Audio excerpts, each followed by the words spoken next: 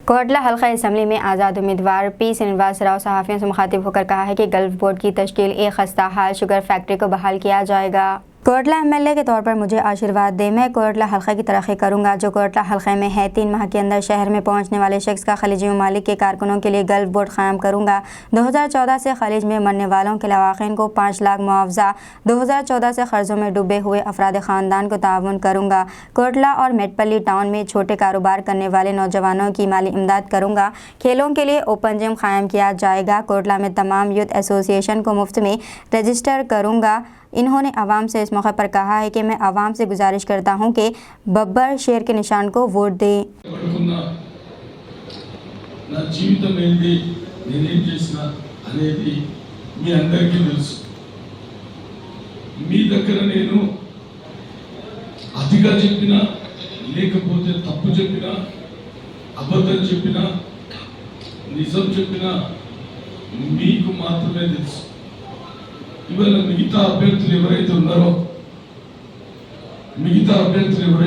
నరసింహరావు కావచ్చు కాంగ్రెస్ నుండి, లేకపోతే టీఆర్ఎస్ నుండి డాక్టర్ సంజయ్ కావచ్చు, లేదా బీజేపీ నుండి అరవిందే కావచ్చు, వాళ్ళు ఏది చెప్తే అదే నమ్ముతారు. మీరు వాళ్ళు ఏది చెప్తే అది మీకు తెలియదు. అంటే వాళ్ళకి నేను 4 సంవత్సరాల వయసు ఉన్నప్పుడు ఈ కోర్టులో వచ్చిన, ఇప్పుడు నాకు 51 సంవత్సరాలు.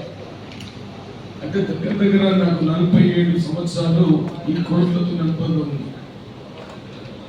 ఈ కోర్టులో ప్రజలకు మొట్టమొదటిసారి చికెన్ బిర్యానీ తినిపించింది, చికెన్ తందూరి తినిపించింది బ్లూ ఫాక్స్ రెస్టారెంట్. ఫస్ట్ నేను పెట్టిన తందూరి కానీ చైనీస్ కానీ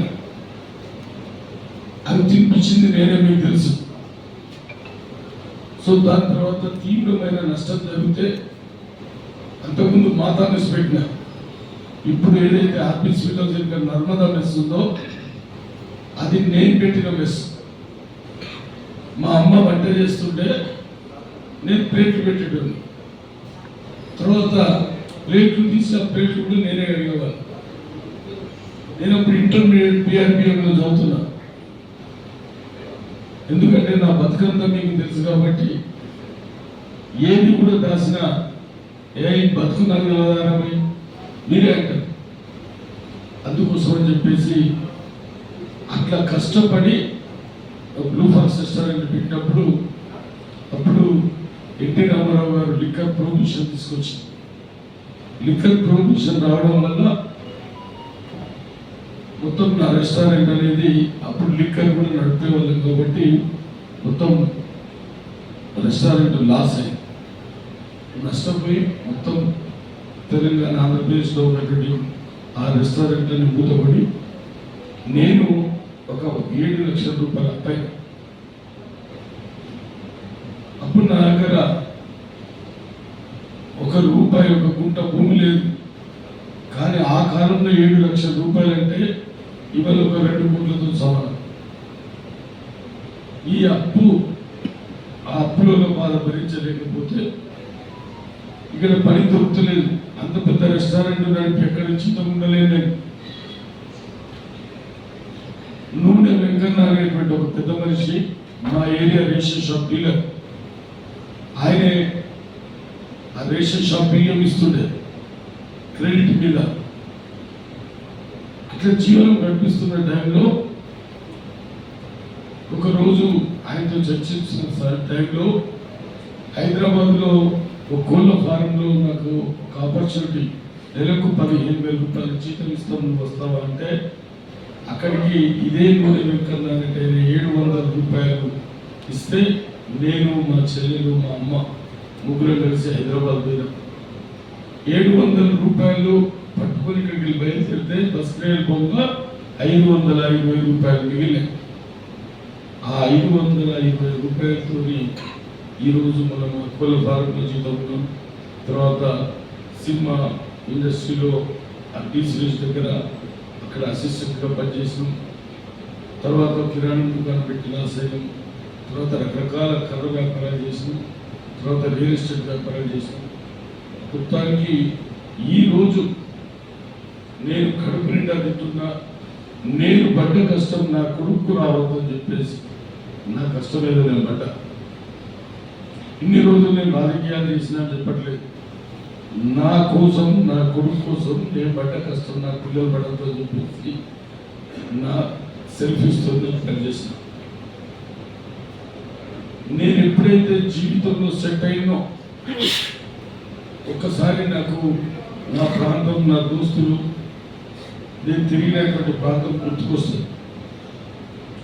అప్పుడు నేను ఇక్కడనే పెద్దాపూర్ గురుకులంలో చదువుకున్నా కాబట్టి 2000 సంవత్సరంలో పెద్దాపూర్ గురుకులంకి వచ్చినప్పుడు ఆ స్కూల్ పరిస్థితి చూసి అక్కడ పూర్వ విద్యార్థుల సంఘం పెట్టాను, ఓల్డ్ స్టూడెంట్స్ అసోసియేషన్ పెట్టి రెగ్యులర్గా ప్రతి 2 నెలలకు ఒకసారి 3 నెలలకు ఒకసారి లాస్ట్ 23 years నుండి వస్తూనే పోతూనే ఉన్నా. ఆ స్కూల్లో పెట్టినటువంటి సంఘం ఈరోజు మొత్తం తెలంగాణ ఆంధ్రప్రదేశ్లో నన్ను ఆదర్శంగా తీసుకొని 156 రెసిడెన్షియల్ స్కూల్స్లో ఓల్డ్ స్టూడెంట్స్ అసోసియేషన్ స్థాపించబడ్డాయి.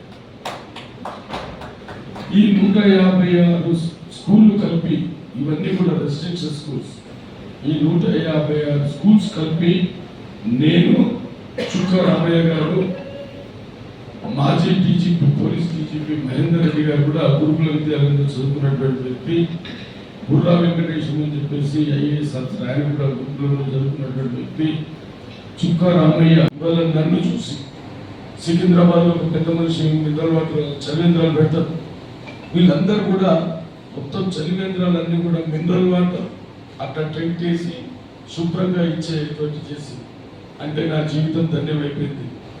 నేను చేసినటువంటి ఒక సేవ చలివేంద్రాన్ని మార్పు తీసుకొచ్చింది. అదేవిధంగా నేను ముద్దంపేడి నా కొడుకులకు ఏమైంది అని చెప్పేసి చాలామంది మేధావులతో చర్చించాను. మన కోరుట్ల ఏంటి అనేది, మనం ఎట్లా బతుకుతున్నాం అనేది మీరు బాగా తెలుసుకోవాలి. ఈ కొరుట్ల మీద ఆల్మోస్ట్ నేను ఒక పిహెచ్డి చేసిన, అన్అఫీషియల్ పిహెచ్డి చేసిన. రియల్గా ఎవరికైనా ఇంట్రెస్ట్ ఉంటే, ఎవరైనా ఇక్కడ గ్రాడ్యుయేట్స్, పోస్ట్ గ్రాడ్యుయేట్స్ ఉంటే, నేను కొరుట్ల చరిత్ర మొత్తం చెప్తా, మీకు పిహెచ్డి ఇప్పిస్తా. అంతటి చరిత్ర కొరుట్లకు ఉంది. ఈరోజు ఈ హోటళ్ళు నడుస్తున్నాయి, కిరాణా దుకాణాలు నడుస్తున్నాయి, సినిమా థియేటర్లు నడుస్తున్నాయి, అన్ని వ్యాపారాలు నడుస్తున్నాయి కదా. ఈ వ్యాపారాలు నడవాలంటే డబ్బు కావాలి కదా. మరి డబ్బు ఎక్కడికి వెళ్ళి వస్తుంది కొరుట్లకు? మన దగ్గర ఏమైనా ఇండస్ట్రీ ఉన్నాయా? ఒక సంపదను సృష్టించే ఇండస్ట్రీ కావాలి. ఇవాళ ఎగ్జాంపుల్, మన ఇంటికి డబ్బు ఎట్లా వస్తుంది? మన ఇంట్లో ఏదైనా ఎవరైనా ఒక పని చేస్తేనే డబ్బు వస్తుంది కదా. ఆ పని ఎక్కడ చేయాలి? ఒక ఇండస్ట్రీలు చేయాలి. కానీ ఒక ఇండస్ట్రీ ఇక్కడ లేదు. ఇక మనోళ్ళు షాపులలో పనిచేస్తారు, అక్కడ పనిచేస్తారు, హోటల్లో పనిచేస్తారు. ఇవన్నీ ఎట్లా నడుస్తున్నాయంటే, మన కోర్టులకు సంపదను సృష్టించేటువంటిది ఒక్కటి కూడా లేదు, ఒక ఇండస్ట్రీ లేదు. అయితే రైతులు చాలా నష్టంలో ఉన్నారు. ఇక్కడ వరి రైతులు ఉన్నారు.